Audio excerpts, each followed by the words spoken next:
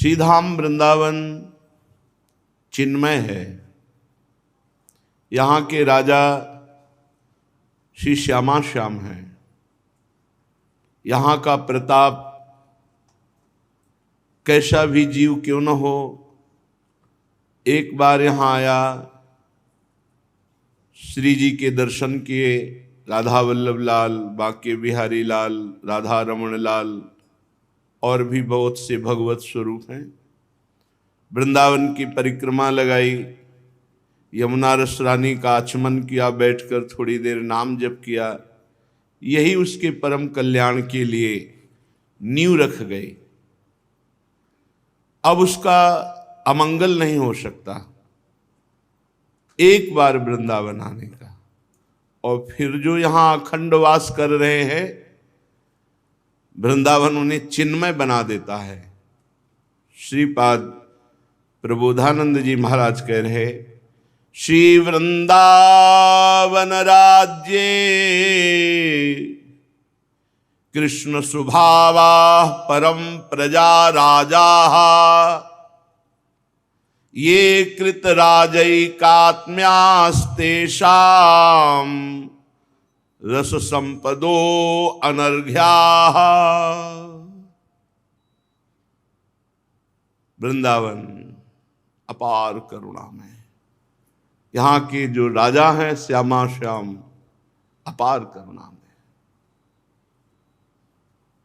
जय जय वृंदावन रजधानी, जहाँ विराजत मोहन राजा, श्री राधा महारानी, जहाँ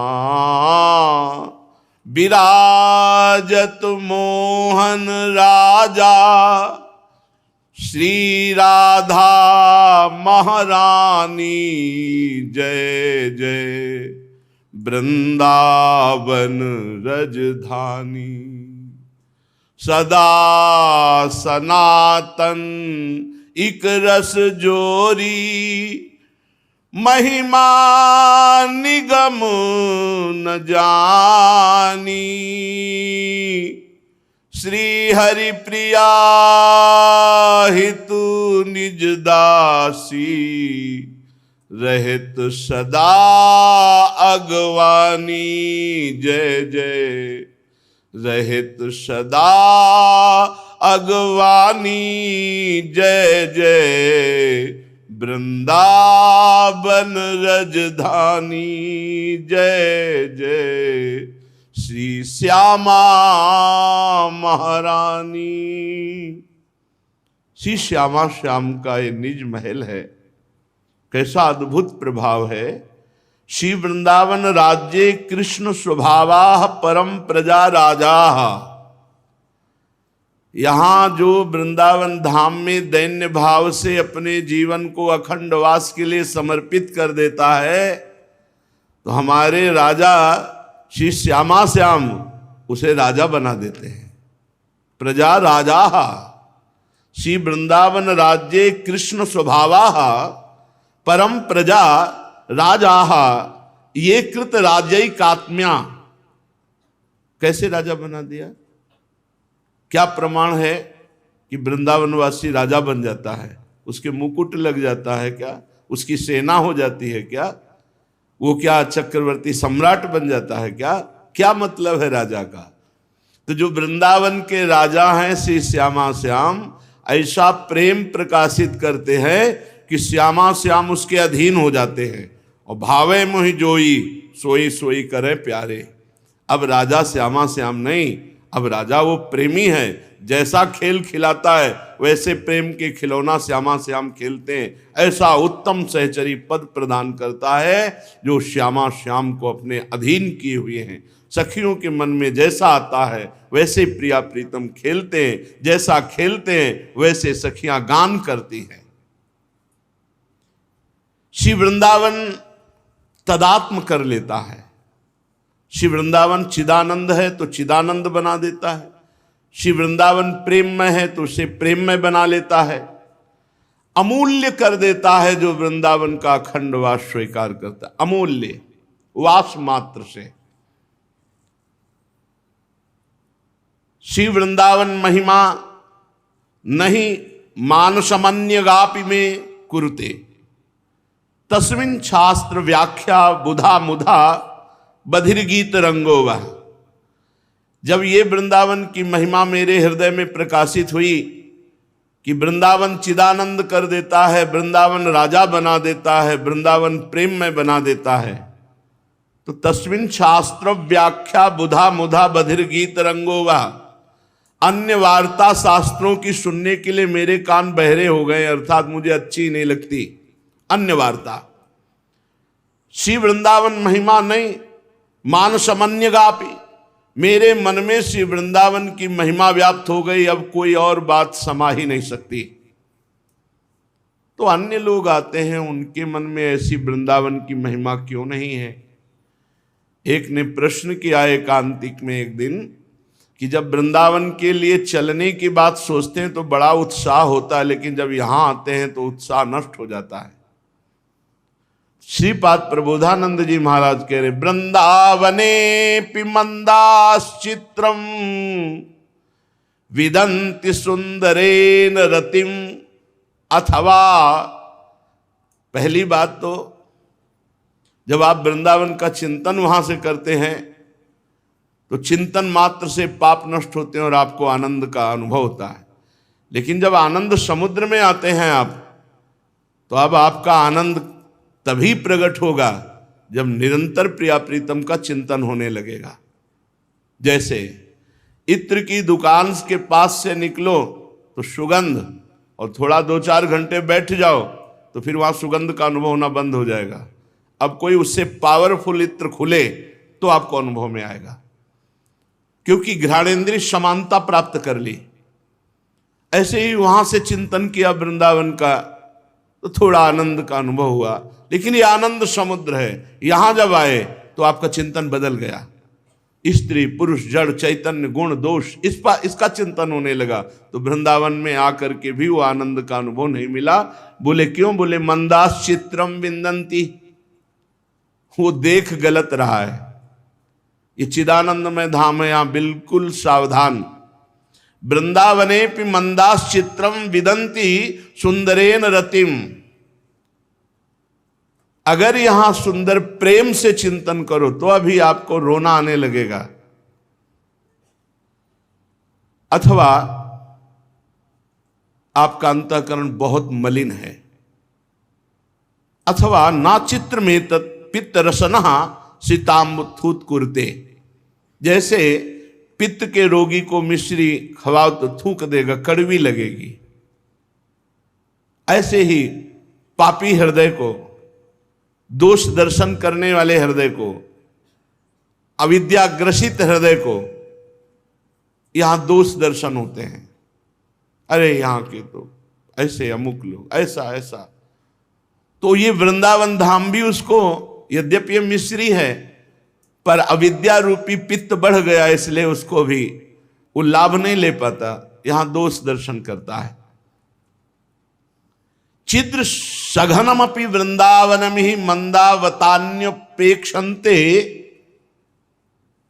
ये चिदानंद वृंदावन है और बुद्धि तुम्हारी प्राकृतिक है, इसलिए पकड़ नहीं पा रही। राधा राधा रटो, बुद्धि का माया में भाव नष्ट हो, त्रिगुणातीत बुद्धि हो, तब तुम वृंदावन को जान पाओगे।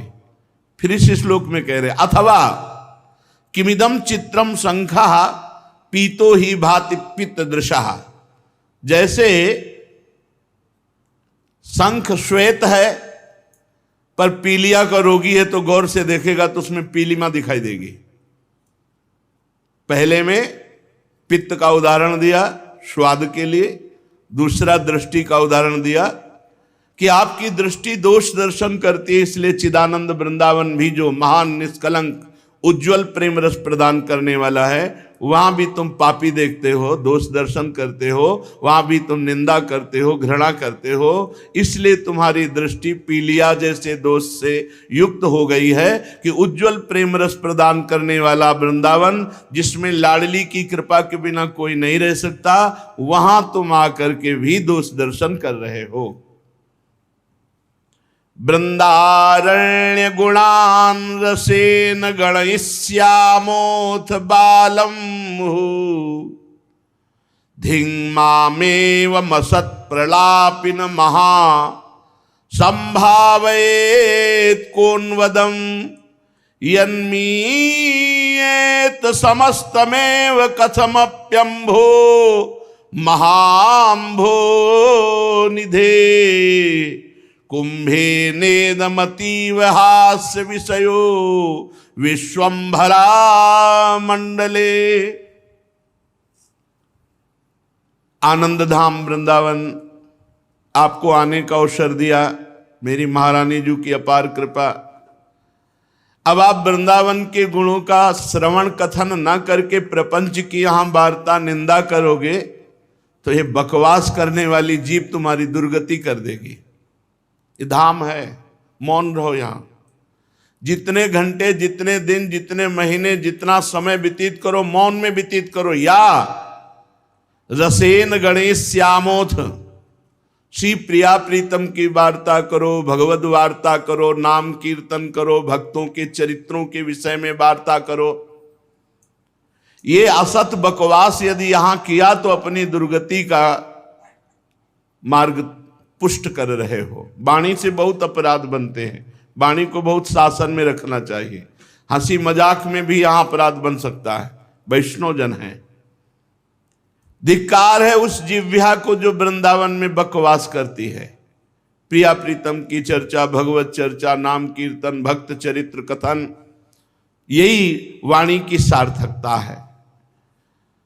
और वृंदावन में असद भावना न करके भाव से विचरण करो। सद भावना, ये वही कालीद है जहां श्री भगवान ने काली मर्दन किया।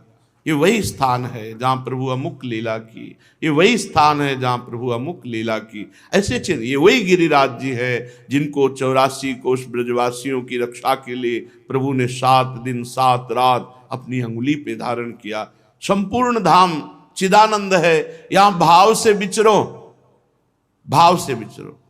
कई लोग कहने लगते हैं अरे यहाँ के पंडा, यहाँ के वो पुजारी, जो यहाँ के ब्रजवास, तुम्हें क्या पता? तुम बाहरी बातें देख रहे हो। 100 200 500 रुपए देते होगे तुम, और उसमें 50 संतों को रोटी देते हैं। ये तुम्हें क्या पता? तुम्हारा पैसा जहां नहीं लग सकता था, बीतराग परमहंस भगवत अनुराग में डूबे हुए भिक्षुक जन जाते हैं, राधे श्याम बोलते हैं, एक एक रोटी देते हैं। इन ब्रजवासियों की कोई खेती नहीं है, इन ब्रजवासियों की कोई ऐसे कोई है थोड़ा धनी तो एक मुकुट की दुकान रखे, कितना मुकुट बिक्री हो जाएगा। छोटी छोटी दुकानें रखे हुए हैं और जो दुकान से अपना जीवन पोषण कर रहे हैं। कोई ऐसा है 4 लोगों को दर्शन करा के जीवन, तुम उन पर दोष दर्शन करते हो। ठाकुर जी की सेवा में रात दिन है, 200-400 रुपए जो मिले वो परिवार का पोषण हो रहा है। ठाकुर जी की सेवा, दोष दर्शन जरूरी है करना। लाखों लोग बेईमानी करके जी रहे हैं, बेईमानी से जी रहे हैं। और ये ब्रजवासी जन 100 200 500 तुमसे ले लिए और 4 जगह दर्शन कराए, तो क्या होता है आजकल 500 में? अपने परिवार का पोषण कर रहे हैं। दोष दर्शन नहीं, दोष दर्शन बिल्कुल मत करो। अगर यहां कोई किसी भी तरह की तुम्हारे शारीरिक कष्ट की घटना घट जाती है तो भी दोष दर्शन मत करो। बहुत बड़ा प्रारब्ध छोटे में लाडली जी के धाम ने निपटा दिया, ऐसे भाव सोचते हैं। तो सद्भावना से विचरण करो यहां धाम में, यहां असद भावना क्यों करो? देखो ये यहाँ के ऐसे लोग, यहाँ के बंदर ऐसे, यहाँ के, आप सावधान रहो। गर्व से आओगे चश्मा लगा के बाबूजी बन के, तो उतार देंगे चश्मा तुम्हारा। हाँ, बड़े धनी बनते हो, लाओ इधर उधर की चीज लें, सीधे बढ़िया वाली फ्रूटी, तो कहेंगे ले चश्मा अपना ले जा। अभी भगवत पार्षद हैं, ब्रजवासियों के घर का माखन खाए हुए हैं ये ठाकुर जी के संग, और ये बहुत राम जी के साथ बहुत लड़ाई लड़े हैं। तो कृष्ण जी के साथ माखन खाने को मिला। ये भगवत पार्षद है, अगर छोटी मोटी कोई बात कर देते हैं तो आप उनकी निंदा, उनको दंड देने की बात मत सोचो। ये भगवान के पार्षद हैं, अलग अलग स्वभाव से वो तुम्हारा मंगल कर रहे हैं। पर्स ले ली, हमने तो देखा है, ऊपर चढ़ गए, वहां से एक एक निकाल के फाड़ के फेंक रहे, ऐसे ऐसे फाड़ के फेंक। वो भगवान के पार्षद है, सबकी पर्स थोड़ी ले लेते हैं, नहीं। अब कुछ भी घटना घट जाए, हम कह रहे हैं भावना से रहो, असत भावना में मत जाओ। बढ़िया हुआ जो भगवान करते हैं, बढ़िया किए। कोई बड़ा मंगल था, थोड़े रुपए में कट गया। बड़ा मंगल था, मोबाइल चला गया। बड़ा मंगल था, थोड़ी चोट लग गई। बड़ी कृपा हुई, धाम आने पर अगर कोई घटना घटती तो बहुत बड़ी बात छोटे में निपट गई। और अगर शरीर पूरा हो जाता है तो बड़े बड़े भजनानंदी यही मांगते हैं कि हमारा धाम में शरीर पूरा हो जाए। हम लोग ललचा रहे हैं कि कहीं कोई ऐसी परिस्थिति ना आ जाए कि प्रारब्ध बाहर ढकेल दे, यहीं मरना हो। रजरानी में राधा राधा राधा और शरीर पूरा हो जाए। कितने ऐसे भाग्यशाली हैं जिनको ऐसा लाभ मिल रहा है। रोज सुबह खड़े होकर राधे श्याम श्री हरिवंश करते थे, कल उनका शरीर पूरा हो। बड़ा लालच लगता है जब किसी का शरीर पूरा होता है ना, यार इसको जो लाभ मिला वही हमको मिलना चाहिए। अंतिम पता नहीं क्या हो जाए, कोई भरोसा नहीं। इतनी पीड़ा, इतनी बोले ले चलो अमुक जगह ले चलो। हमें सबसे प्रार्थना करनी है कि कभी वृंदावन वासी को तुम बाहर मत ले जाना। रिश्तेदार हो, नातेदार हो, शिष्य हो, कोई भी हो, बाहर मत ले। ज्यादा प्यार दिखाओगे तो फिर नरक का रास्ता हो जाएगा। अरे वो जीवन भर वृंदावन की बाट जो रहे थे, अंतिम समय आया बाट जो होते प्रिया जो से मिलने, बोले ले चलो बंबई। अरे भाई, जो कछु लिखा लीलार दुख सुख देह संग, भुगते गो जहां जाए गो या सिद्धांत अभंग। यह सिद्धांत अभंग तजत क्यों धीरज प्राणी, वृंदावन परिहरे प्रिया प्रीतम रजधानी। प्रिया प्रीतम के महल को छोड़कर कहाँ। सबसे प्रार्थना है अपने रिश्तेदार, नातेदार, भाई बंधु, परिवार जो भी हो, अगर वृंदावन का वास स्वीकार किए तो उन्हें किसी भी परिस्थिति में बाहर मत ले जाना। यहीं उनकी सेवा करना, यहीं दवा दिला देना, यहीं उनको खवा पियाओ। अगर एक परिवार के सदस्य का शरीर यहाँ पूरा होता है तो आपने बहुत बड़ी यज्ञ कर ली, बहुत बड़ा पुण्य कमा लिया, जो पुण्य आपको नरक से बचा देगा, दुर्गति से बचा देगा। इसीलिए यहां सद्भावना से विचरण करो। जैसे समुद्र का जल घड़े में नहीं भरा जा सकता, ऐसे वृंदावन की अपार महिमा ये बुद्धि वर्णन नहीं कर सकती। जगत की बुद्धि वृंदावन में आकर भी जागतिक भाव करती है तो हंसी का पात्र बनती, ना कि वृंदावन वही हंसी का पात्र बनता है। पुमर्था पंचैव भ्रमण मिहि त्रिष्वक विद्धते, सदानंदे वृंदावनगत जनैरात्म कलने। इह स्थानाम त्वे तत्परम कृपया प्रोन्मद महा, रसौघो श्री राधा पद युग जुषाम क्वापि न दृशि। चार पुरुषार्थ हैं, पंचम पुरुषार्थ है प्रेम। धर्म, अर्थ, काम, मोक्ष, प्रेम। पुमार्था पंचैव भ्रमणमिहि त्रिष्वक विद्धते। आहा, जो यहां वृंदावन वास करता है, वृंदावन की गलियों में राधा राधा उच्चारण करते हुए डोलता है। पांच पुरुषार्थ में जो चाहे मिल जाएगा, धर्म, अर्थ, काम, मोक्ष, प्रेम। किंतु सुजान वही है, सुजान विवेकवान, बहुत चतुर, प्रवीण, वही सुजान है जो प्रेम मद उन्माद प्रकट करने वाली श्री राधा किशोरी के चरणारविंद की सेवा के सिवा और ना चाहे। बोले यहां सुजान प्रवीण कौन है? जो प्रेमोन्माद प्रकट करने वाली श्री किशोरी जी के चरणारविंद की दासता से युक्त हृदय वाला। उस परम कृपा पात्र की दृष्टि इन पांचों पुरुषार्थों में नहीं जाती, धर्म अर्थ काम मोक्ष प्रेम नहीं जाती। वो केवल प्रियाजू के चरणारविंद की दास्ता, प्रियालाल की सेवा, सेवा में जो सुख है वो बहुत पवित्र हृदय, निष्काम हृदय, इच्छा रहित हृदय जानता है। अपनी वासनाओं की पूर्ति करने वाला, अपनी इच्छाओं को भोगने वाला, वो सेवा सुख को नहीं जानता है। वैसे थोड़ा सा स्वाद कभी सेवा सुख का लेना हो तो देखना, कभी ऐसा अवसर मिले, कोई मल से युक्त वृद्ध पड़ा हो, उसकी कभी सफाई करके नए वस्त्र धारण करा करके उसको औषधि फिर देखो आपके हृदय में कैसा होता है। कभी कोई भूखा हो, तुम अपने हिस्से का भोजन उसे दे दो, फिर देखो तुम्हें कैसा लगता है। कभी अपने सुख के लिए पैसा खर्चा करने जा रहे हो और किसी बीमार की औषधि में देखो कैसा लगता है। ये तो हुआ पार्थिव सेवा। चिदानंद प्रिया प्रीतम की तत्सुख भाव की सेवा में जो सुख है वो मोक्ष में भी नहीं है। इसीलिए श्रीपाद कहते हैं श्री वृंदावन धाम महाकरुणा में, इसका आश्रय ले लो तो श्री प्रियाजू की दासता मिल जाएगी जो सर्वोपरि है। चलते हैं श्रीमद् भागवत महापुराण, प्रसंग चल रहा है। हिरण्यकश्यप ने निश्चय किया कि मैं तपस्या के द्वारा ऐसा वरदान प्राप्त करूंगा कि त्रिभुवन में कोई मुझे पराजित या मार न सके। घोर तपस्या की,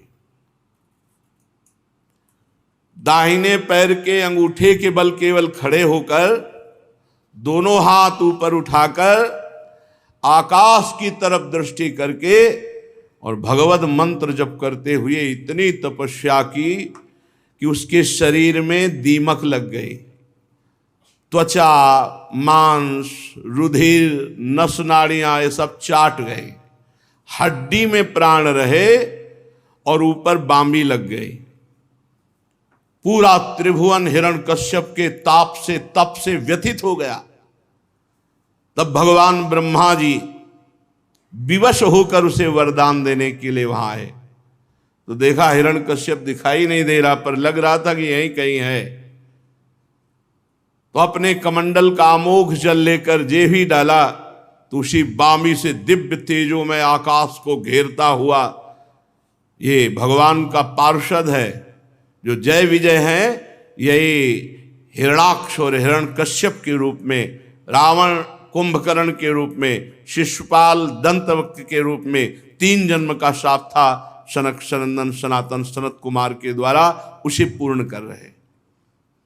विशाल का हिरण्यकश्यप देखा, हंस पर विराजमान ब्रह्मा जी को प्रणाम किया। ब्रह्मा जी ने कहा, बेटा ऐसी तपस्या तुमने की कि कोई ऋषि मुनि ना तो कर पाया है और ना कर पाएगा जैसे तुमने तपस्या की। इसलिए जो वरदान मांगो मैं तुम्हें वरदान वही दूंगा जो मांगोगे। हिरण्यकश्यप ने कहा, अमर कर दो, अजर अमर। कहा, अजर तो कर सकता हूं, तुम्हें अमर नहीं कर सकता, और वरदान मांग लो। ठीक है, तो मुझे वरदान दीजिए कि तुम्हारी रची हुई सृष्टि में किसी से ना मरूं। यदि दास्यस्यभिमतान वरान में वरदोत्तम भूतेभ्यस्त्वद सृष्टेभ्यो मृत्युर्मा भून मम प्रभो। प्रभु, वरदाताओं में आप श्रेष्ठ हैं, और यदि मुझे अभीष्ट वर देने के लिए आए हैं तो ये वर दीजिए कि आपकी रचना में किसी से न मरूं, चाहे मनुष्य हो, पशु हो, प्राणी हो, देवता हो, राक्षस हो, अप्राणी हो, जीव हो, निर्जीव हो, कोई भी आपकी सृष्टि का, उससे न मरूं। एवमस्तु। प्रभु अभी और है, नांतर बहिर्दिवा नक्तमन्यस्य मादपि चायुधै ना भूमौ नाम्बरे मृत्युर ना नरैर न मृगैरपि। प्रभु मैं बाहर न मरूं, घर के भीतर न मरूं, दिन में न मरूं, रात में न मरूं, किसी अस्त्र शस्त्र से न मरूं, जीवित या मृत्यु से न मरूं, मरा हुआ से भी नहीं मरूं, जीवित से भी न मरूं। कोई भी मेरे सामने युद्ध में टिके ना, मैं एक छत्र समस्त त्रिभुवन का स्वामी बनूं, तपस्वी और योगियों का साप मुझे स्पर्श न कर सके, ऐसा वरदान दीजिए। इतना भारी तपस्वी कि ब्रह्मा जी यद्यपि ना चाहते हुए भी तथास्तु कहना पड़ा। है तप है तो बोलना पड़ेगा तथास्तु। जब ब्रह्मा जी इस प्रकार दुर्लभ वरदान उसको दिए, ब्रह्मा जी ने कहा बेटा यद्यपि ये वरदान बड़े दुर्लभ हैं, किसी को ऐसे वरदान नहीं दिए जा सकते, पर तुमने ऐसी तपस्या की, तुम्हें ये वरदान प्राप्त हुए। और ब्रह्मा जी अंतर्धान हो गए। वो जानता था कि ब्रह्मा जी के वचन कभी मिथ्या नहीं होते। अब किसी ऋषि मुनि का शाप नहीं, ब्रह्मा की बनाई हुई सृष्टि से नहीं मरूंगा, दिन में नहीं, रात में नहीं, बाहर नहीं, भीतर नहीं, जीव से नहीं, निर्जीव से नहीं, पृथ्वी में नहीं, आकाश में नहीं, सब घुमा के उसने ऐसा मांग लिया मानो अमर। अब जे ही ब्रह्मा जी गए ते ही उठाया त्रिशूल और उसको भगवान श्री हरि की याद आई, ये दुश्मन हमारे भाई हिरणाक्ष का वध करने वाला है, अब मैं इसका गला काटूंगा और इसके खून से तर्पण करूंगा अपने भाई को। उस अविवेकी हिरण्यकश्यप को पता नहीं कि भगवान का श्रीअंग चिदानंद है, किसी अस्त्र से काटा नहीं जा सकता, और रक्त मांस आदि धातु ये मनुष्य शरीर में होती, चिदानंद में नहीं। अब तो वो अपने साथियों को लेकर के तीनों लोकों की विजय की। देवता, असुर, नरपति, गंधर्व, गरुण, सर्प, सिद्ध, चारण, विद्याधर, ऋषि, पितर, मनु, यक्ष, राक्षस, पिशाचराज, प्रेत, भूतपति, सबको जीत लिया हिरण्यकश्यप ने। विश्व विजयी त्रैलोक्यपति, दहाड़ मारता हिरण्यकश्यप, कोई जोड़ नहीं। अब वो नंदन आदि जो देव उद्यान है सबको अपने अधिकार में करके देवताओं को खदेड़ दिया और स्वर्ग में रहने लगा। विश्वकर्मा के द्वारा बड़ा विचित्र बनाया हुआ देवराज इंद्र का भवन, त्रिभुवनपति का भवन छीन लिया और त्रिभुवनपति बनकर के हिरण्यकश्यप विराजमान हुआ। तीनों लोकों का सौंदर्य इंद्र भवन में विराजमान है। ऐसी मूंगे की सीढ़ियां, पन्ने के गर्च, स्फटिक मणि की दीवारें, वैदूर्य मणि के खंभे और माणिक की कुर्सियां, दूध फेन के समान शैयाएं, स्वर्ग की अप्सराएं, सब हिरण्यकश्यप की सेवा में। त्रिभुवनपति महेंद्र देवराज के महल में महाबली महामनस्वी हिरण्यकश्यप त्रिभुवन को जीत करके अपने अधीन करके अप्सराओं से विहार करने लगा। उसका शासन इतना कठोर था, कोई भी देव, दानव, मानव, यक्ष, नाग उसकी आज्ञा के विपरीत नहीं। अब तो उत्कट गंध वाली मदिरा पीता और मतवाला होकर के जैसा आदेश करता वैसा त्रिभुवन को पालन करना पड़ता। केवल तीन उसके अंदर में नहीं थे, भगवान ब्रह्मा, भगवान हरि और महादेव, बका पूरा त्रिभुवन उसके अधीन था। जब पुरुषार्थ से इंद्रासन पर बैठ गया तो विश्वावसु, तुम्बुर, गंधर्व, सिद्ध, ऋषिगण, विद्याधर ये स्तुतियां करती, अप्सराएं सामने नृत्य करती। युधिष्ठिर किसी भी देवता को कोई आहुति नहीं दे सकता था उसके राज्य में, सब देवता क्षीण होने लगे। कोई वर्णाश्रम धर्म का पालन नहीं कर सकता, कठोर नियम। उसने पहले ही आदेश दे रखा था, जिनको ये समझ में आता हो कि सनातन को नष्ट कर देंगे तो पहले आकाश को नष्ट करके दिखावे। आकाश है सनातन, वायु है सनातन, पृथ्वी है सनातन, समुद्र है सनातन, जल है सनातन, अग्नि है सनातन, हरि है सनातन। कैसे जानेंगे ये? हिरण्यकश्यप को भी भ्रम हो गया कि सनातन को नष्ट कर देंगे, मिटा देंगे। इतना भय नदियां खाती थी कि जो चाहता वो नदियों में प्रवाहित होता है। कोई सूरा बहा रही है, मदिरा, कोई घृत, कोई इक्षुरस, कोई दधी, कोई दुग्ध, कोई मीठा शरबत, कोई रत्न की राशियां तरंगों से उछाल करके किनारे हिरण्यकश्यप के शासन में। अकेला ही समस्त लोकपालों के गुण धारण कर रहा था। जैसे लोकपाल वरुण, लोकपाल अग्निदेव, लोकपाल वायुदेव, वायु और लोकपाल यम, सबके गुण अपने में अकेले धारण करता। इतना महान तपस्वी, पर कुछ भी हो, था तो इंद्रियों का दासी। कितना भी बड़ा बलवान हो, गुलाम तो मन और इंद्रियों का ही था। अब ईश्वर से मतवाला होकर शास्त्र की मर्यादा का उल्लंघन करते हुए मदिरा पीकर घमंड से जब घूमता तो थर थर कांपती पूरी सृष्टि। उसका कठोर शासन लोकपाल घबरा गए। कहीं किसी को ठौर नहीं तो सब लोकपाल आदि भगवान को पुकारा।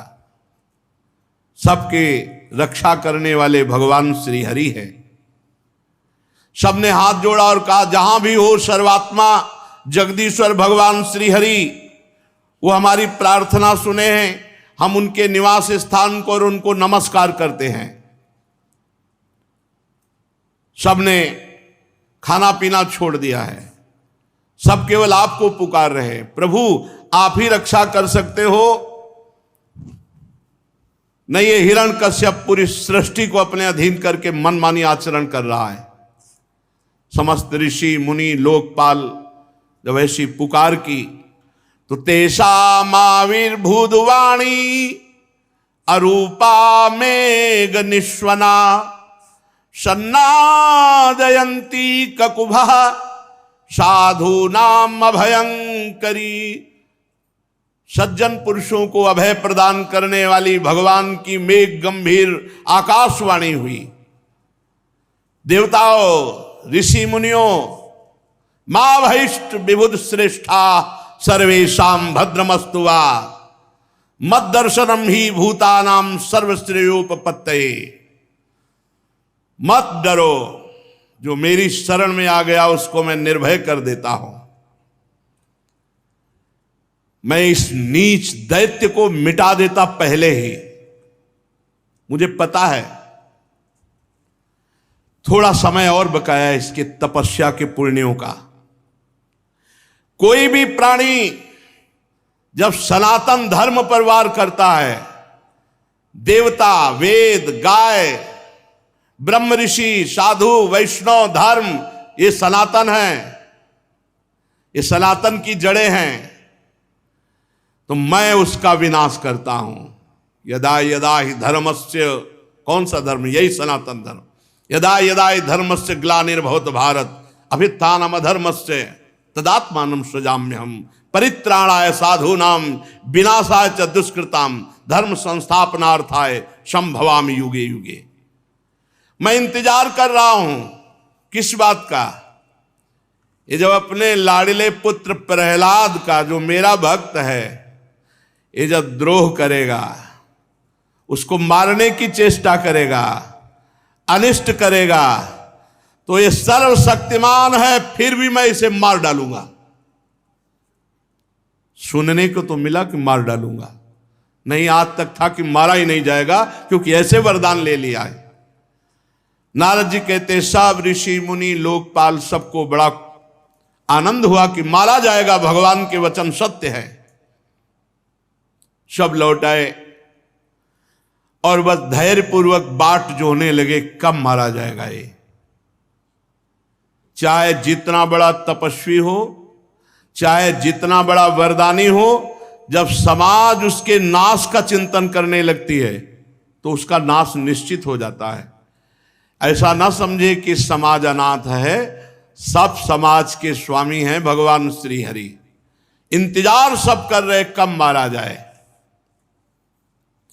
पीछे आपने सुना हिरण्यकश्यप के 4 पुत्र थे। प्रहलाद जी सबसे छोटे थे, परंतु गुणों में सबसे बड़े और महान भगवान के भक्त थे। ब्रह्मण्या शील संपन्न सत्य संधो जितेन्द्रिय आत्मवत् सर्वभूतानां मे का प्रिय सुहृतम। ब्रह्म ऋषियों के भक्त, सौम्य स्वभाव, सत्य प्रतिज्ञ, जितेंद्री, समस्त प्राणियों में एकमात्र श्री भगवान को देखने वाला स्वभाव, ये प्रहलाद जी का था। प्रहलाद जी सदैव बड़ों के आने पर खड़े हो जाना, उनके चरणों में झुककर प्रणाम करना, हाथ जोड़कर बात करना, बड़ी विनम्रता। भक्त में ऐसी ही विनम्रता होनी चाहिए। छोटों पर बड़ा दुलार, समान वालों पर मित्रता का व्यवहार, बड़ों पर पिता जैसा भाव प्रहलाद जी रखते, और गुरुजनों में तो सीधे भगवत भाव रखते। मेरे भगवान, इतना धन ऐश्वर्य सब कुछ, पिता इतना बलवान, पर कोई भी घमंड नहीं प्रहलाद जी को। प्रहलाद जी हर परिस्थिति को भगवान का विधान मानते, इसलिए उन्हें कभी दुख सुख नहीं होता, वो आनंद में रहते। लोक परलोक किसी की कोई परवाह नहीं, एकमात्र भगवान के चिंतन में चित्त डूबा हुआ। प्रहलाद जी संपूर्ण वैभव को असत्य, निस्सार समझते थे, इसलिए कभी घमंड नहीं हुआ। प्रहलाद जी जितेंद्री थे, मनोनिग्रही थे, शरीर उनके वश में था, वो इंद्रियों के गुलाम नहीं थे जैसे उनका पिता। उनके चित्त में कभी किसी भी तरह की कोई कामना ही नहीं उठती थी प्रहलाद जी के चित्त में, क्योंकि निरंतर भजन चलता था। धन्य है, जन्म हुआ दैत्य कुल में, स्थिति है महान। निरंतर भजन में डूबे रहते, कामना की कोई गुंजाइश ही नहीं थी, कोई कामना उनके हृदय में नहीं थी। अवस्था 5 वर्ष की, स्थिति सर्वोपरि। महात्मा लोग जिन स्थितियों को चाहते हैं, प्रहलाद जी में वो स्थिति स्वाभाविक विराजमान थी।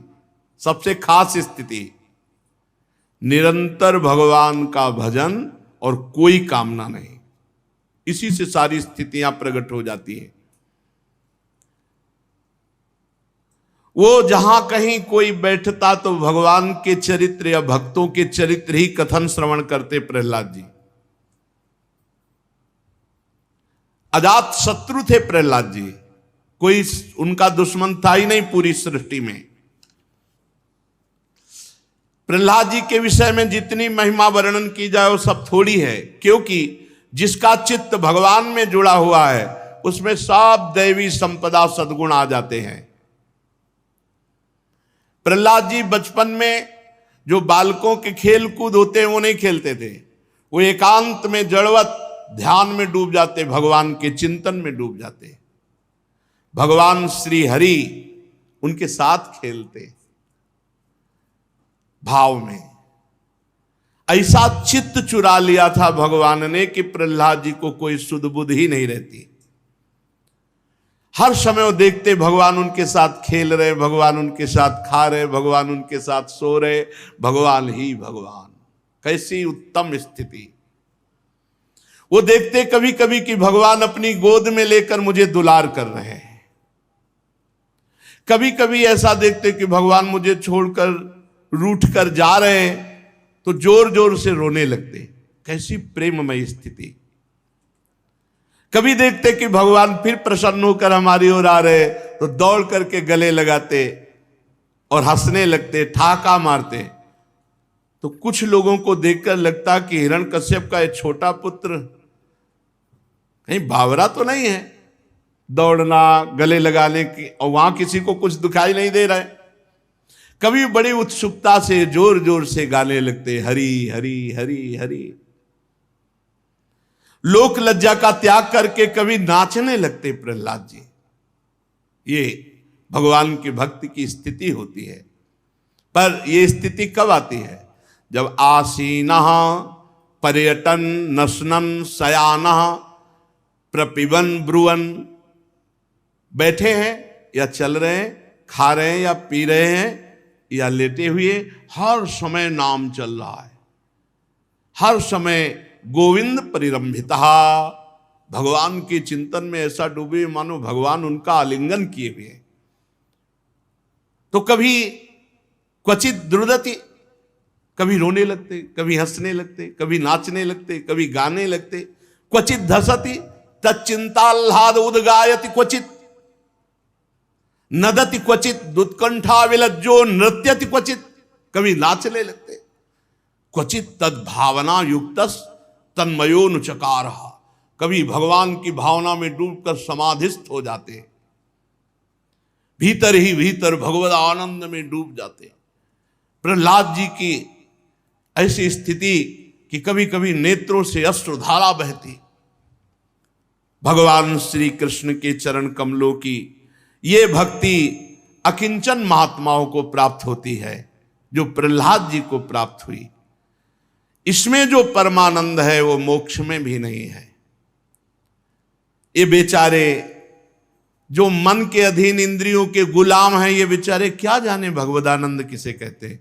विषयानंद में ही आनंद की खोज करने वाले ये भगवदानंद, परमानंद, प्रेमानंद क्या जाने। भगवान के परम प्रेमी प्रहलाद भक्त बड़ी ऊंची कोटि की स्थिति को प्राप्त थे। ऊंची कोटि स्थिति प्राप्त करने के लिए एक बात केवल समझ ले, हर समय भगवान का चिंतन। बस एक बात पकड़ लो, अनन्यस चिंतयन्तु माम, भगवान कह रहे मेरा अनन्य चिंतन। भगवान का अनन्य चिंतन ही सब प्रकार की सिद्धियों को प्रदान करता है। हिरण्यकश्यप ऐसे महात्मा पुत्र से द्रोह क्यों करने लगा? युधिष्ठिर जी ने नारद जी से पूछा। पिता तो स्वाभाविक सद्गुणी पुत्रों पर विशेष प्रेम करता है, फिर हिरण्यकश्यप ऐसे महात्मा प्रहलाद जी से द्रोह क्यों किया? नारद जी, मुझे बड़ा संशय हो रहा है कि हिरण्यकश्यप ऐसे निर्मल पुत्र के प्रति द्रोह किया। नारद जी ने कहा, युधिष्ठिर जी, दैत्यों ने भगवान श्री शुक्राचार्य जी को अपना पुरोहित बनाया। उनके दो पुत्र थे, संड और अमर्क, तो संडामर्क कहते हैं। दोनों हिरण्यकश्यप के द्वारा प्रेरित होकर प्रहलाद जी को राजनीति, अर्थनीति ये सब पढ़ाते हैं। प्रहलाद जी स्कूल में जाते, जो पढ़ाते वो पाठ सुनते हुए दिखाई देते, और जब पूछते तो जेव का त्यों सुला भी देते, लेकिन वो मनन नहीं करते। मनन करते प्रभु का। पाठ का मूल आधार मनन होता है। तो राजनीति, अर्थनीति, बहुत सी और पढ़ाइयां सुन लेते, सुना देते, मनन करते प्रभु का। काफी दिन के बाद संडामर्क ने प्रहलाद जी को हिरण्यकश्यप के पास भेजा। कयाधु जी ने बढ़िया श्रृंगार कर दिया था, 5 वर्ष का महान भागवत। हिरण्यकश्यप ने जो ही देखा सिंहासन के पास प्रहलाद जी, गोद में उठा लिया, गोद में लेकर छाती से लगाया, मस्तक सूंघा और कहा, बेटा प्रहलाद, बोलो तुम्हें त्रिभुवन में कौन सी ऐसी वस्तु दे दूं, कौन सी ऐसी बात अच्छी लगती है जो तुम्हें सुख मिले। जैसे बच्चे से पूछा तुम्हें क्या चाहिए, कौन सी वस्तु तुम्हें अच्छी लगती है, ऐसे प्रहलाद को गोद में लेकर हिरण्यकश्यप ने पूछा। प्रहलाद जी ने कहा तत्साधु मन्ये सुरवर्य देहिनाम सदा समुद्विग्न धिया मसद्गृहात् हित्वात्मपातम गृहमंद कूपम वनम गतो यद्धरिमाश्रयेत। पिताजी, मुझे अच्छी जो बात लगती है, मैं और मेरे का त्याग कर दे, ये दुराग्रह है। अधापतन के मूल ये घर गृहस्थी के भोगों का त्याग कर दे और सब कुछ छोड़ छाड़ के एकांत में बैठ के हरे शरणम यद्धरिमाश्रयेत ऐसा जपे, ये जीवन का सबसे बढ़िया बात है। प्रहलाद जी ने कहा तुम्हें बेटा क्या पसंद है? हिरण्यकश्यप ने पूछा। बोले मुझे पसंद है घर गृहस्थी, अहंकार, भोग वासना छोड़कर एकांत में बैठकर हरिमाश्रयेत, हरिशरणम हरिशरणम हरिशरणम, ऐसा हरि का आश्रय लेकर खूब भजन करे। प्रहलाद जी के मुख से अपने दुश्मन हरि की शरण और खूब भजन करने की बात सुनकर हिरण्यकश्यप ठठाकर हंस पड़ा और उसने कहा अब समझ में आया, दूसरों के बहकाने से बच्चों की बुद्धि भ्रष्ट हो जाती है, नष्ट हो जाती है। हमें लगता है यह संडा मर्क जो है ये हरि के पक्ष में हो गया, तभी ऐसी शिक्षा दी है। बालकों की देख रेख ना की जाए तो उनकी गलत शिक्षा, गलत संस्कार पड़ जाए। संडा मर्क तो कांपने लगे। उन्होंने कहा नहीं नहीं महाराज, मैंने एक शब्द भी हरि बार कभी नहीं बोला होगा। हमने तो जो आपने बताया वही राजनीति, अर्थनीति, ये सब नीतियां पढ़ाई, ये हमने नहीं पढ़ाया। तो उनका आप सावधान, दोबारा गलती नहीं होनी चाहिए। प्रहलाद जी से कहा ठीक से पढ़ो जो गुरुजन पढ़ाते हैं। पुरोहित ले गए, जो गुरु थे संडामर्क शुक्राचार्य के, फुसला के पूछा बेटा प्रहलाद तुम्हारा कल्याण हो सही बताना, हमने तो कभी पढ़ाया नहीं तुम्हें। ये तुम्हारी बुद्धि ऐसी प्रवीण कहां से हो गई कि हरि का आश्रय ले, ये घर गृहस्थी के भोग सब नरक पहुंचाने, ये किसने सिखाया है?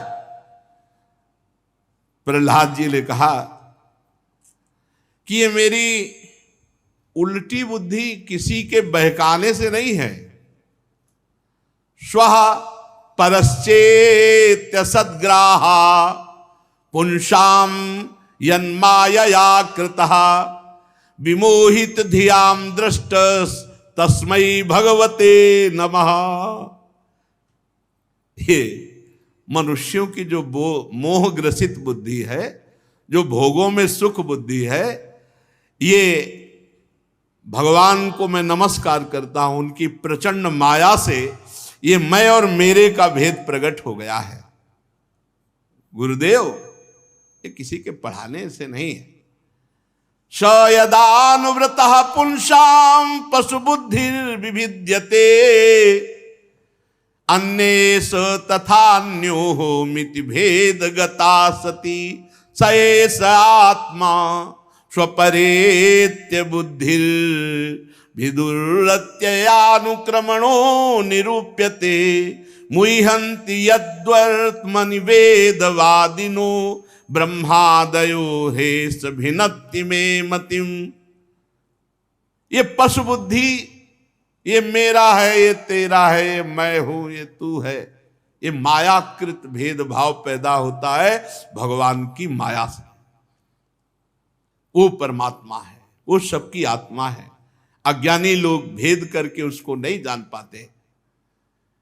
बड़े बड़े ब्रह्मा आदि भी उस विषय में मोहित हो जाते हैं। आपके शब्दों में कि तुम्हारी बुद्धि कौन बिगाड़ रहा है, तो आपके शब्दों में वही परमात्मा मेरी बुद्धि बिगाड़ रहा है। गुरुजी, ये किसी के पढ़ाने लिखाने से नहीं है।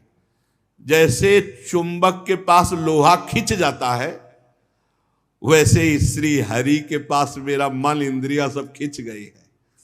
बहुत सुंदर, बहुत सुंदर, आकर्षण।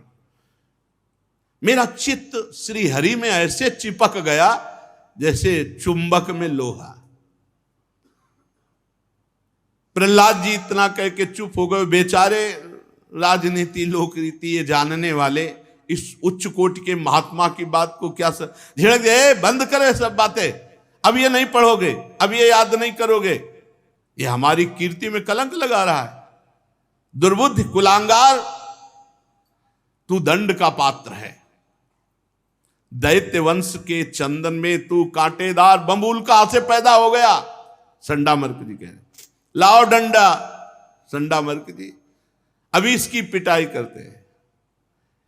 अरे तुझे पता नहीं ये हरि तेरे वंश का नाश करने वाला है। वो कुल्हाड़ का काम है, तू डंडे का काम कर रहा है।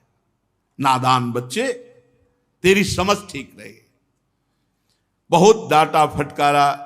अब प्रहलाद जी को काम संबंधी, अर्थ संबंधी, राजनीति संबंधी ये सब बातें, प्रहलाद जी शांत रहते।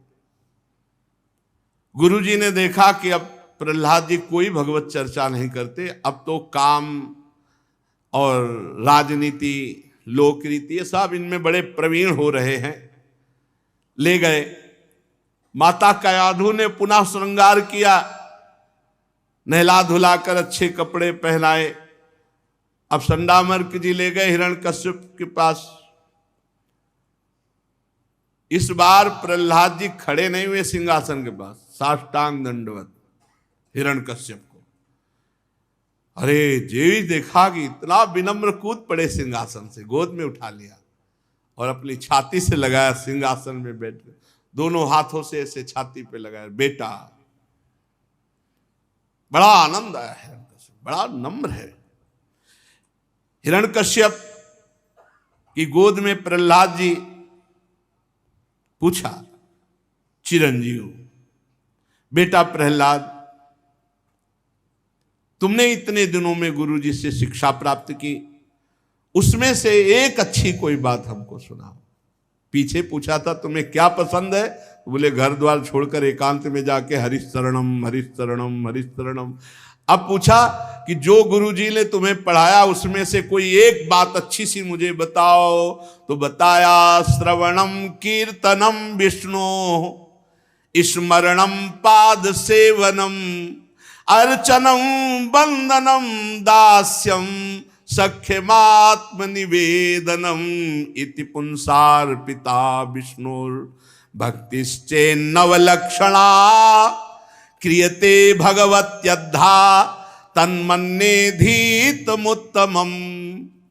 पिताजी, मुझे सबसे अच्छी बात लगती है भगवान की नाम कीर्तन, भगवान के गुणों का गायन, भगवान के गुणों का श्रवण, भगवान का स्मरण, भगवान की अर्चना वंदना, दास्य सख्य और आत्मनिवेदन। ये जो नवधा भक्ति है बहुत जोर की, मुझे बहुत पसंद है। प्रहलाद जी की बात सुनते हिरण्यकश्यप आग बबूला हो गया, ओठ फड़कने लगे और शुक्राचार्य जी के पुत्रों से कहा, तुझे मेरा भय नहीं दुर्बुद्धे, तूने मेरे विपरीत मेरे दुश्मन की बात कैसे सिखा दी मेरे बेटे को? ये निस्सार शिक्षा कैसी दे दी? अवश्य तू हमारे शत्रुओं से मिला है। संसार में ऐसे दुष्टों की कमी नहीं जो मित्र का बाना धारण करके छिपे छिपे शत्रु का काम करते हैं, परंतु उनकी कलई ठीक वैसे ही खुल जाती है जैसे छिपकर पाप करने वालों का पाप समय पर रोग के रूप में प्रकट होकर उनकी पोल खोल देता है। संडामर्क जी ने कहा, महाराज आप दंड दे सकते हो, मैं इस विषय में आपसे एक प्रार्थना करना चाहता हूं कि आपके पुत्र को मैंने एक अक्षर ये सब नहीं सिखाया। हमने तो काम संबंधी, राजनीति संबंधी, लोक रीति, ये सब राजनीति ये सिखाया है। ये किसी सिखाने पढ़ाने से नहीं है, ये जन्मजात स्वाभाविक सिद्ध बुद्धि इसकी, ये किसी ने नहीं पढ़ाया। बहुत सावधानी रखी, कोई प्रवेश बाहरी नहीं हुआ, हमने सिखाया नहीं। महाराज आप क्रोध शांत करो, इसी से पूछ लो। जब संडामर्क जी ने ऐसा उत्तर दिया तो हिरण्यकश्यप ने प्रहलाद से पूछा, यदि तुझे तेरे गुरुजनों ने ये नहीं सिखाया तो कहां से तेरे को बुद्धि प्राप्त हुई, बोल।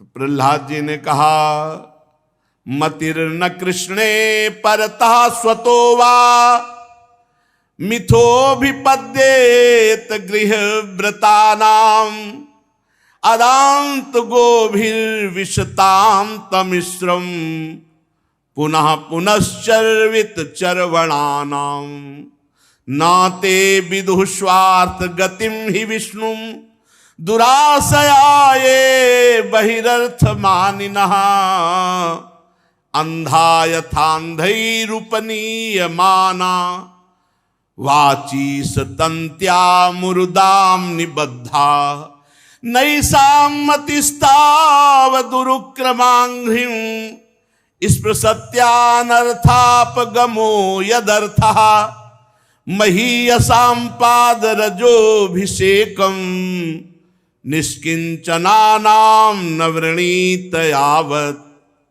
प्रहलाद जी ने कहा, संसार के लोग पिसे हुए को पीस रहे हैं, चबाए हुए को चबा रहे हैं।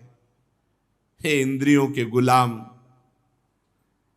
विषयों में बार बार गिर करके फिर उन्हीं विषयों को भोग रहे हैं, घोर नरक की ओर जा रहे हैं। ऐसे लोग क्या सिखाएंगे हमको? ये हमको क्या सिखाएंगे?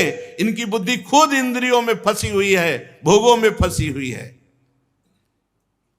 ये सिखाने पढ़ाने से बुद्धि ऐसी नहीं लगती। जो इंद्रियों को दिखने वाले बाह्य विषयों को परमिष्ट समझकर उनको भोगने में लगे हुए हैं, वो मूर्ख हैं।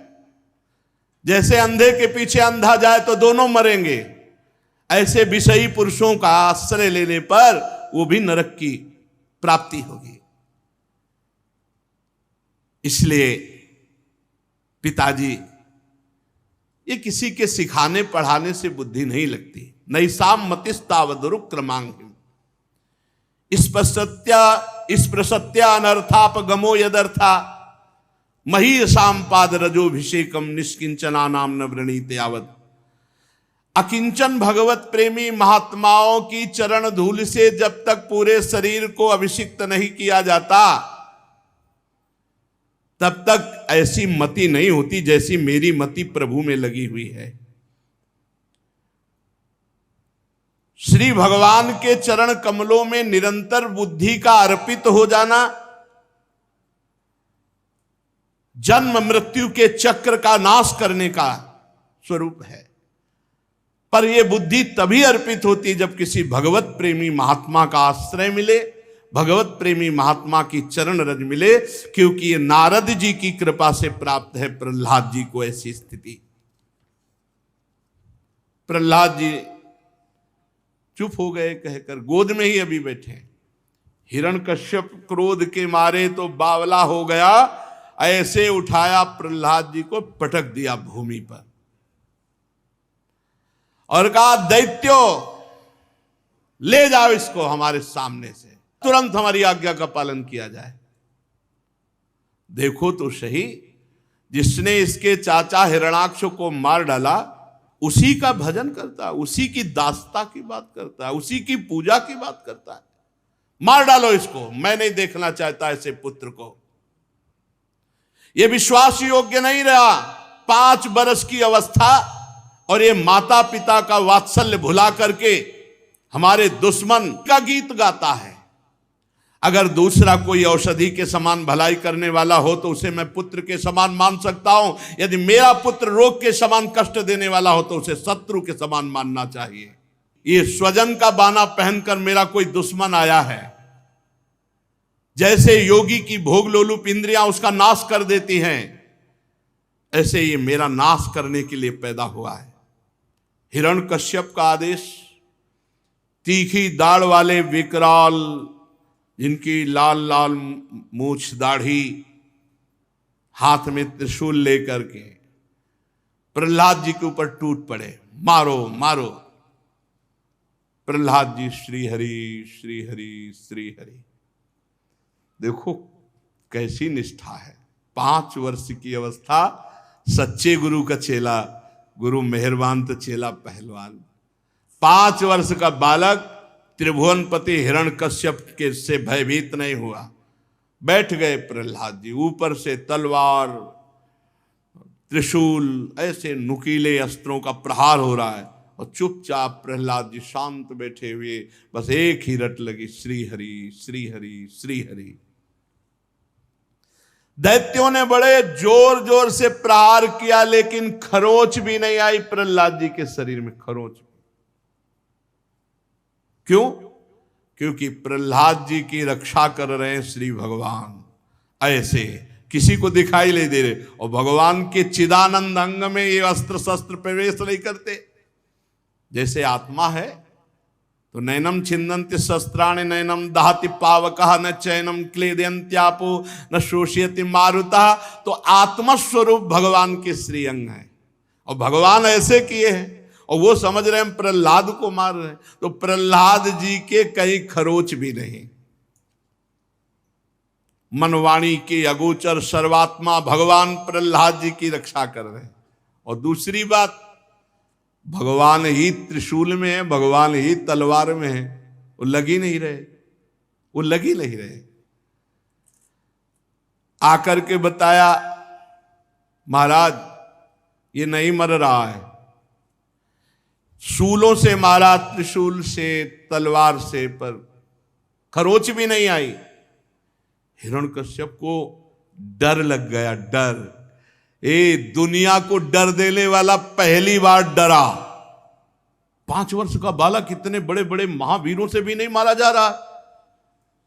दूसरा उपाय करो, तुरंत मार डालो।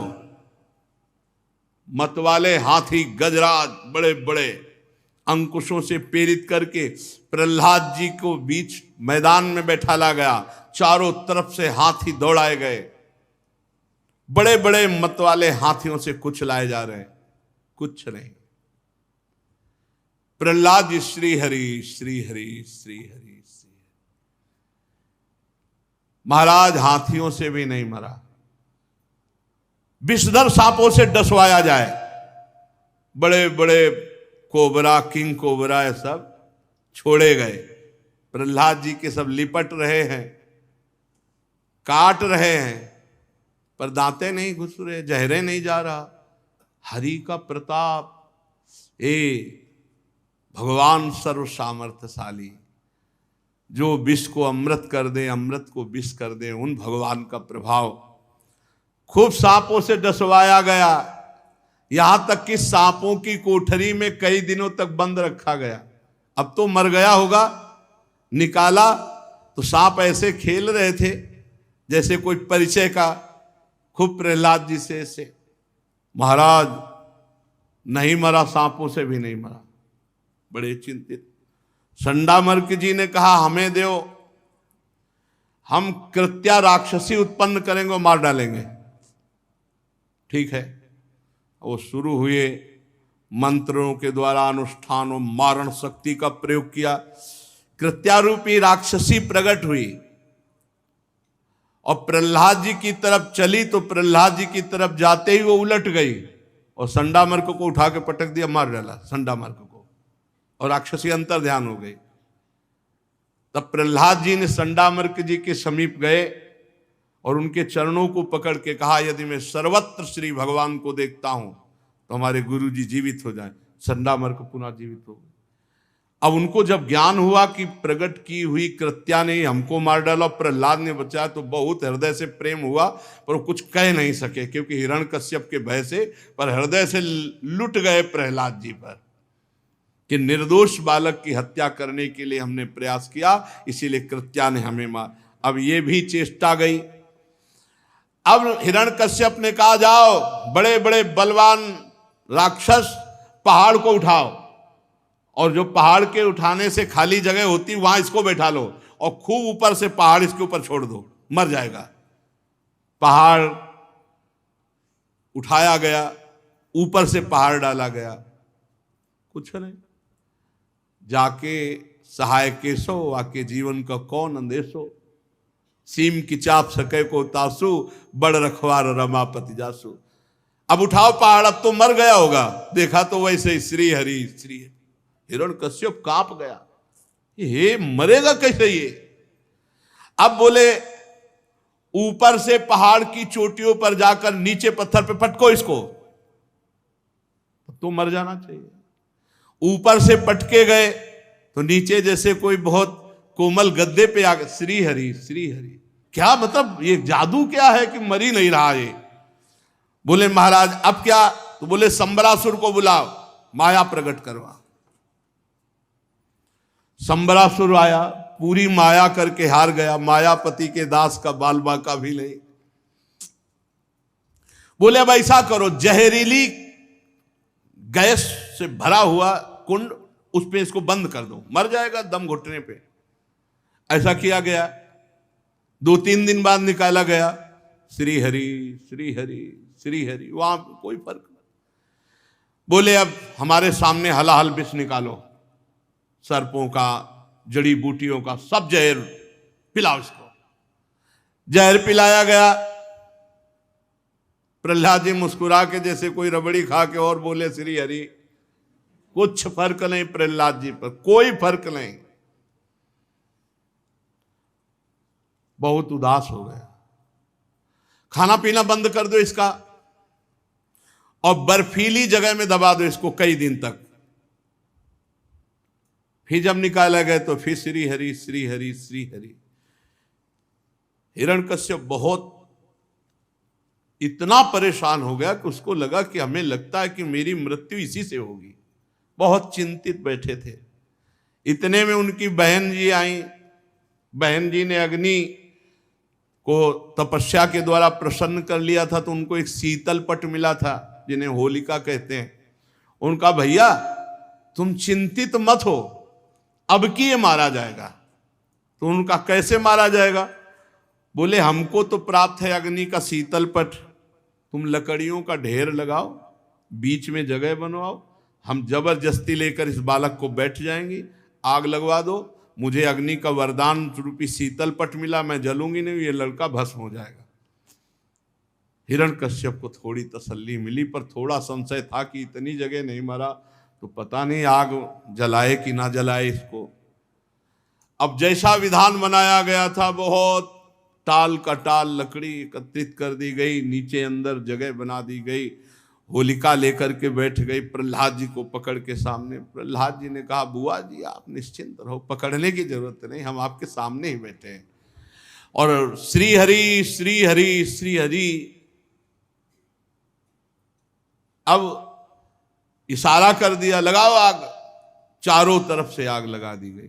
जो ही आग लगी तो हरी पेरी तो ऐसी हवा चली कि शीतल वो तो पकड़े बैठी थी प्रहलाद जी को, तो शीतल पट पूरा प्रहलाद जी के ऊपर और बुआ जी फुआ हो गई। पूरी आग बुआ जी को। अब वो चीख रही है तो दैत्य लोग आनंद मना रहे हैं कि अब मरा प्रहलाद जी, क्योंकि स्त्री की आवाज और बालक की आवाज लगभग पूरी रात दैत्य लोग बड़ी मस्ती में कि हमारे स्वामी का संकट टला। आज भी सुबह भगत लोग ढोलक मंजीरा लेकर जो प्रहलाद के पक्ष के हैं वो जाते हैं, वहां होली का तिलक करते हैं, प्रहलाद जी के साथ नाम कीर्तन। वहां देखा जाके कि तो वहां बुआ हुआ तो कोई थी नहीं, वो तो सब राख हो चुकी थी, और प्रहलाद जी बैठे श्री हरि श्री हरि श्री हरि। बड़ा जोर का कीर्तन। अब हिरण्यकश्यप को लगा गया अरे अग्नि में हमारी बहन जल गई, लेकिन उनको तो शीतल पट प्राप्त था और प्रहलाद बच गया। अब वो बहुत, तो दैत्यों ने कहा कि एक जगह रह गई, बड़े बड़े पत्थर के टुकड़े बांधकर इसे गहरे समुद्र में फेंक दिया जाए। ऐसा भी किया गया, समुद्र में डलवाया गया, आंधी में छोड़वाया गया, लेकिन भगवान के प्राण प्यारे भक्त प्रहलाद का बाल बाका भी नहीं। विश्वास करो, अगर आप भगवान को अपना मानकर संपूर्ण जीवन समर्पित किए हो तो भगवान फिर आपकी रक्षा करेंगे। देखो ठाकुर हरिदास जी को 22 बाजारों में कोड़ों से अभी मारा गया, 500 वर्ष के पहले की बात है। लेकिन हरिदास जी को इतनी भी पीड़ा नहीं हुई। महाप्रभु चैतन्य देव जी ने दिखाया कि श्री ठाकुर श्री हरि के संपूर्ण श्री अंग में कोड़े लगे हुए थे। भगवान अपने भक्तों के ऊपर किए हुए प्रहार को स्वयं अपने श्री अंग पर लेते हैं। प्रहलाद जी का बाल बांका भी नहीं हुआ। अब हिरण्यकश्यप डर गया प्रहलाद से कि यही मुझे मारेगा, क्योंकि किसी भी तरह नहीं इसकी मृत्यु होने। सोचने लगा कि मैंने इसका बहुत बुरा किया है, द्रोह किया है, दुर्व्यवहार किया है, और इसका कुछ भी नहीं बिगड़ा, ये मुझे मारेगा। भयभीत हो गया हिरण्यकश्यप। ये ना किसी से डरता है, ना मृत्यु इसका कुछ बिगाड़ पा रही। हाय, मैं इसकी शक्ति की था नहीं पा रहा, अवश्य अवश्य मेरी मृत्यु इसी से होगी, ऐसा वो निश्चय कर रहा है। बहुत भयभीत है, थोड़ा भयभीत बने रहने दो। शेष चर्चा आगे। श्री राधा वल्लभ लाल की जय।